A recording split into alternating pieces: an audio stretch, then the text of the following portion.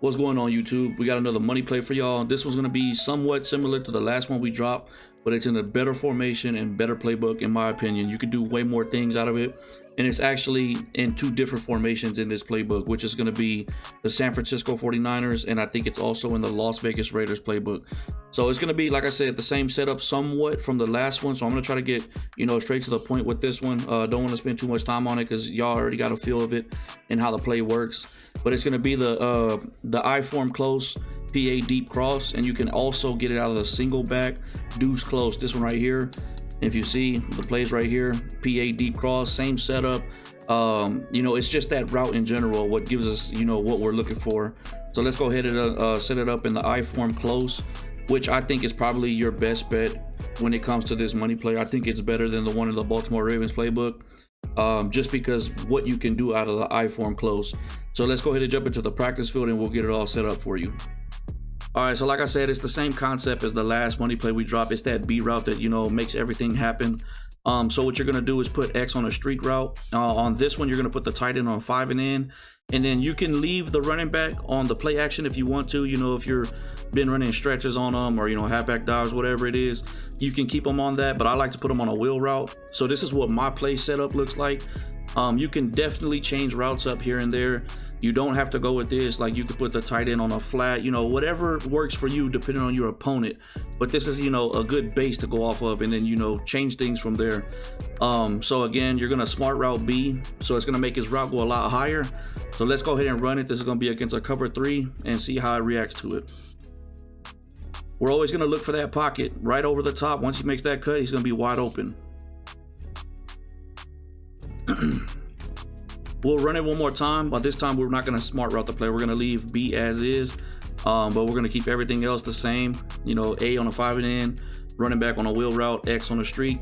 But this time we're not smart routing B. Let's go ahead and run it like this and see what happens. Either way, it gets open. You just have to throw the ball differently. Sometimes, depending on your opponent, if they're playing high with the linebackers, you're going to have to smart route them. If they're playing low, you don't need to smart route them, and you'll get more room between you and the safeties. So this is without smart routing it, and you can see I'm a little closer to the linebackers. If we smart routed it, we'll be more closer to the safety and the cornerback over the top. And, based on that, you're going to throw the ball different. So right here, I'm throwing the ball high, which is LB and then the icon of the player. If you're going to throw the ball low, it's going to be LT and the icon of the player you're throwing it to. So that's against a cover 3 right there. All right, same setup. We're going to go against a cover 4 drop right here. X on a streak. First time, we're not going to smart route B. We're going to leave them as is. A on a 5 and in. Running back on a wheel route. Let's go ahead and run it against cover 4 drop and see how the defense reacts to it. Same thing. Once they get past that middle linebacker, you're good to throw it to them. I kind of overthrew him on that one. I kind of threw it a little bit too high. I probably could have just, threw a bullet pass without any type of help with the left analog stick, to throw it higher or lower to the left, to the right. But you can see that pocket's still there. This time we're gonna smart route B, make his route go a lot higher, and then the same setup with everybody else. As you can see, I am strafing over with the quarterback because the Steelers do have a really good defensive line, and I'm just trying to avoid getting sacked. You don't have to strafe over. It'll still work if you stay in the pocket and you're comfortable in the pocket. Throw it from the pocket. Right here, I actually threw it a little too low.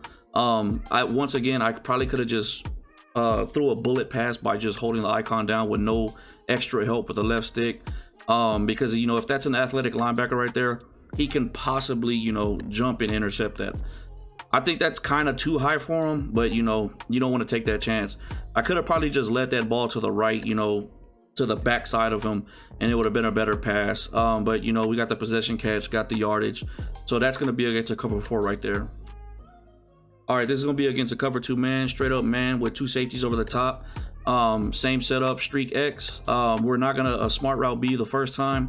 Put A on a 5 and in, and then the running back on a wheel route. Let's go ahead and run it against man and see what happens. I think man is a lot easier to beat, especially with the tight end right there. You can see he got open.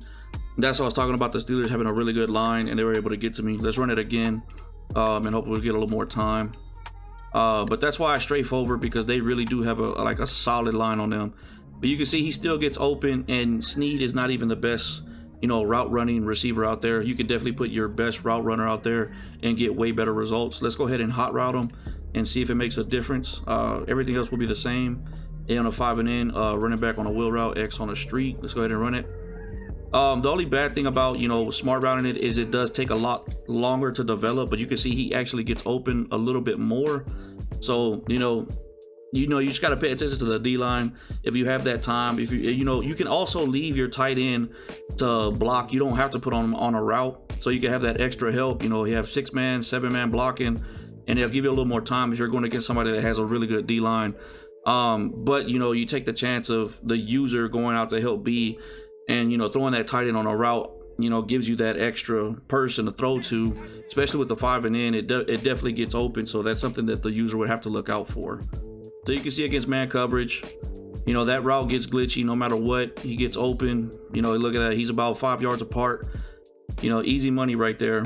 And like I said, the tight end really does a good job on a 5 and in, 5 and out, or even a hitch route of getting open against man coverage. But right here, the Steelers got a really good defensive line, so we put them extra blockers out there. We don't know what the fullback's doing right there, but just throw a tight end to block if you need it, and you'll still get the same results with B. So that. All right, once again, same setup. This is gonna be against a cover 2. Gonna wheel route the running back, A on a 5 and in, X on a streak. We're not gonna hot route. We're not gonna smart route B on this one. Let's see what happens against cover 2. Like I said, just pay attention to the D line. Try to get that quarterback awareness in the pocket. The better you get at that, the better your throws are going to be, because when you drop back way too far, or you strafe out to the left, to the right, it's easy to get sacked, or it makes your throws harder because you're further away from the receiver. So you can see, all right, this is against Tampa 2, so just pay attention to that middle linebacker. He's the one that's going to make you be a little more patient. Most of the time, that's probably going to be the user.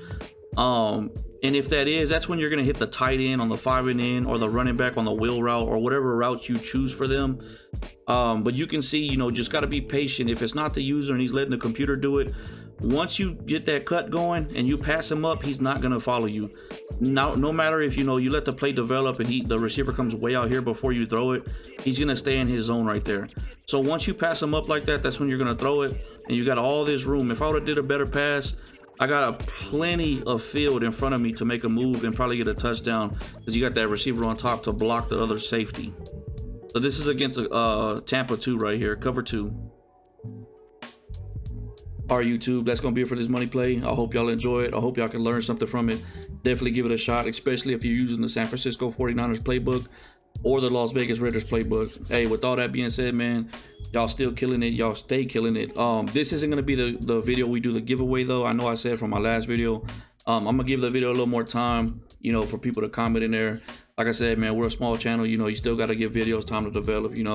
People can see it. And then, when we get to a certain amount of comments, I'll go ahead and make another video, and then I'll include the giveaway on that one. Like I said, I just want to give more people a chance to win. With all that being said, like, comment, subscribe, share the video if you can. I appreciate everything, man. Let's get it.